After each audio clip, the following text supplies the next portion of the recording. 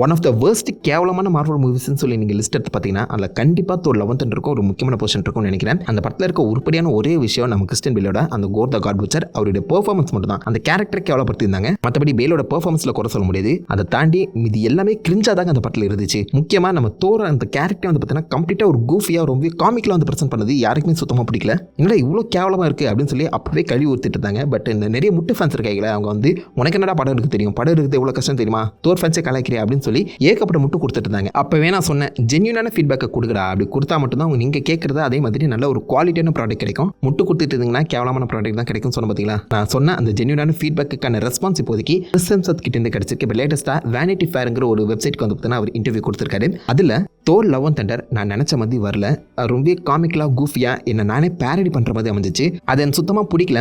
இந்த ஜென்யூனான ஃபேன்ஸை நான் ஏமாத்துற மாதிரி அமைஞ்சிச்சு. அதை சரி பண்ணுற விதமாக கண்டிப்பாக அவங்களுக்கு ஒரு நல்ல படத்தை நான் கொடுத்துட்டு போகணும்னு நினைக்கிறேன். ஒரு புது டேரக்டரை வச்சு அவங்க எதிர்பார்க்குற மாதிரி ஒரு நல்ல அமேசிங்கான படத்தை நான் வந்து ப்ரெசென்ட் பண்ணணும்னு ஆசைப்படுறேன் அப்படிங்கிறத மென்ஷன் பண்ணியிருக்காரு. அதாவது பட்டும் படாமல் Thor 5 இப்போதைக்கு கன்ஃபார்ம் பண்ணியிருக்காரு. அந்த Thor 5 டைக்கா வைட்டிட்டி டேரக்டராக இல்லாமல் ஒரு புது டேரக்டர் வரப்போகிறதாகவும் சொல்லியிருக்காரு. கிறிஸ்டியன் அதாவது தோரா நடித்தவருக்கே புரியுது அந்த படம் கேவலமான ஒரு படம், அந்த படத்தில் தோரோட கேரக்டர் கேவலப்படுத்திருக்காங்கன்னு. ஆனால் முட்டு கொடுக்குறக்க உனக்கு என்ன தலைவா தெரியும், நீ கம்னு இருக்கு, இந்த படம் நல்லா தான் இருக்குன்னு சொல்லி இன்னமும் வந்து முட்டு கொடுப்பாங்க போல. இப்போ லேட்டஸ்ட்டாக மேடம் வெப் நடித்த நம்ம டக்காட்டா ஜான்சன் அண்ட் சிட்னி சிவ்னி இவங்க 2 பேருமே அவங்க நடித்த அந்த மேடம் வெப் படம் நல்லாவே இல்லைங்கிற மாதிரி தான் சில இடங்களை மென்ஷன் பண்ணியிருக்காங்க. ஸோ நடித்த ஆக்டர்ஸுக்கே தெரியுது அவங்களுடைய படம் கேவலமாக இருக்குன்னு. பட் முட்டு ஃபேன்ஸ் இன்னும் ஸ்டில் முட்டு கொடுத்துட்டு இருக்காங்க. ஏன் ஒரு சின்ன விஷயத்தை மட்டும் மைண்டில் வச்சுக்கோங்க, ஜென்யூன் ஃபீட்பேக் கொடுத்தா மட்டும்தான் நல்ல ப்ராடக்ட் கிடைக்கும். அவ்வளோதான்.